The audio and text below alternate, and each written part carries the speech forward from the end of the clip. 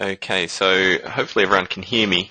If you do have any problems, feel free to call the office. It should be quite a quick webinar today. As promised in the email we sent out, it is a very quick facility that we're showing off, which is obviously the benefits of it. But we'll go through it quite thoroughly to make sure that you understand it. Obviously, with the same with everything we release, if there are any comments or questions, feel free to send through any suggestions or recommendations, and we'll happily look at those and try to integrate them. So we're looking at a facility which is going to assist with your actual letters. Obviously, most of our focus when dealing with our product is trying to make your digital life easier, but I think most companies that deal with letters deal with Word and Excel and mail mergers and data sources and those sorts of things. And we've really tried to go away from that because I think many people would agree it's one of the trickiest jobs that anyone in this industry would have to do because you're dealing with a lot of technologies that people aren't overly familiar with. So I'll just switch to the my primary screen here, so everyone should be able to see the administrator summary panel for Old Guildfordians Associations. Just let me know if you can't see that. By the way, if you do need to say anything or ask any questions, please feel free to. As you're aware, we've got everyone on mute, but there's a little chat window down the bottom of the GoToMeeting interface. So just type any questions that you have there, or if there are any problems, if you can't see what I'm seeing or anything like that, just type it in there. So you should be able to see the administrative summary panel for the Old Guildfordians Association. David from Guildford Grammar has been nice enough to allow us to talk through his site. Unfortunately, he couldn't join the webinar. But this is the page that you all should know. This is the page you see as an administrator as soon as you log into the site. And the first place we'll go to is actually the Communications tab. So obviously when we send out a paper mail, it's going to be registered in the Communications tab, and that's what we're going to be looking for here. But what one of the new facilities that you'll notice here is we've got a little add icon down in the bottom right-hand corner. So we're obviously designing this so that you can register any type of communication that you like, and it's really important that we do try and track these because the potentiality system nowadays is all about tracking engagement. And even if you have a face-to-face conversation or a meeting with someone, that's really important to track because it's going to be indicating levels of their engagement. So through this interface, you can just put in a bit of a description, a date, time. You can actually add multiple recipients. So if it was more than one person involved in whatever you're doing, you can just click on the little add icon there, and we, again, obviously have the little search interface where you can just search for who it was within the community. So that's how you add manually to the communication log. Now let's have a look at creating a letter. And so we'll do that through the donor prospecting tab. And I'm using this just to show people who haven't seen this tab yet, but obviously there's numerous ways we can go through and create a letter. This is the donor prospecting that identifies good donors in your community by tracking their capacity to give and their propensity to give. The capacity to give is data that's drawn in from lots of different sources. Some are from the Bureau of Statistics, some are from their location as far as property prices.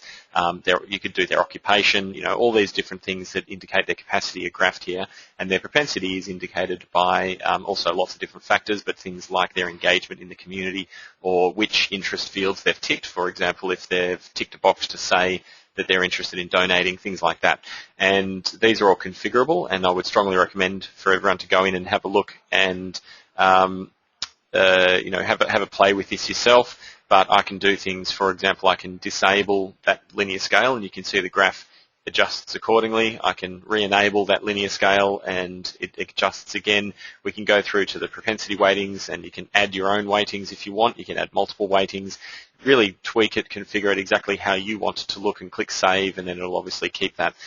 We can filter it as well. So if you wanted to only show people who had high propensity and high capacity, we can just slide this filter across and you'll see again the graph adjusts accordingly, or we could slide this filter up and you can see again the graph adjusts accordingly. So it's a very configurable, easy to use system that really is designed to utilize as much information as you can collect and gather and keep on people, and then show you in a nice, easy to use interface. So the next step that we're going through is if we wanted to, because we've basically identified people by sliding these sliders in the top right hand corner, and the top right hand corner are going to be people who have high propensity and high capacity, in other words, really key targets for donations. And then we can just click on the list visible users down the bottom. So that's just going to show me all the people that I've actually zoomed in on, and that's just loading up for me. And there you can see we've zoomed in on 123 people, and then we can just select recipients, then click here. So we're going to, you can either select send letter or send SMS or email. I've chosen send SMS or email because we've actually built in the ability to send letters into the actual regular communications interface. So this is another page that you'd probably be more familiar with, but you can see we've got here email, letter and text message. So rather than actually sending an email or a text message, I can actually choose letter, which is what we've come here to have a look at. So in the description of this webinar, we said to you we can send letters as easily as you send an email, and that's exactly what we're going to go through and have a look at now. So step one is to prepare the document. We can just give it a name. So this might be a fundraising drive, and the email might be hi, and then you mail merge in exactly the same way as you mail merge for email. So we'll go hi, please give us money, and we might just put in some pretend text just to make it look like a proper letter. And we could even put in an image. We just, again, exactly like you do with an email, we'll just click on the image, then click Browse Server, and we'll maybe pick a nice Christmas image. And again, it's exactly the same as what you'd do if you were drafting an email. So that's the letter drafted. The second part of preparing the document is to actually use a template if you have a letterhead or something like that. So some clients will have pre-printed paper, in which case you've done everything that you need to do. Other people will have a template that you can import. That's a PDF document that we're going to merge with what we've typed here. So David's actually uploaded a template that I can select here. You can see they've got their letterhead available. I can just double click on that, and now our document is completely prepared. So in step two, it's about the merging with the data and sending. Now this is where we have the Potentiality Mailhouse available. So you've actually prepared everything that you need to prepare. You can actually just click on Send Now, and then we go away and actually do the work and send the letter for you. If you want to tick that box there, then we'll make sure that you actually receive a hard copy of the letter before it gets sent to all those recipients. But the other option here, which is equally significant, is you can see we've got the Print Now facility. So this is really where we're completely taking out Word and Excel from this equation and taking out the need to do manual merges with the data. I'll just untick that box because we don't want this registering in the communication log for Guildford Grammar. We'll tick on the box to say create envelope labels now, because that's all part of this process, and this is where we can actually create the label text, and I can click on show label borders for alignment. We can change the label, and we can view the margins of the letters and the labels, and it really means that you can go in and make sure it looks and feels exactly how you want it to look and feel. So now I can just click on the generate files. You can see up in the top right hand corner it's just creating the merged document, and now it's saying generating PDFs to print. I've selected quite a few people, so it's just letting me know it may take a while. And there you can see that the first PDF is now available down in the bottom left hand corner. So if I click on that, you can see the first document that has been generated for me is the merged labels. So obviously this is how this prints is dependent on the settings that you use, but you can see that that's got the merged labels available now for me to view. So I could just obviously click print, and that's your labels done.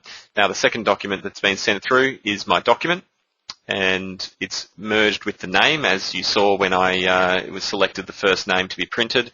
It's run over there a little bit. Obviously, that's something that you can fix by changing the margins, which is one of the settings on the page, and we've got the image there that we inserted. So as I scroll down, rather than generating one document that then needs to be mail merged, we've actually created one PDF, and every new page on the PDF is the actual merged document. So you've got Hi Gregory at the top here, and then you've got Hi Gregory again. That was 2 Gregorys in a row. Hi Mark.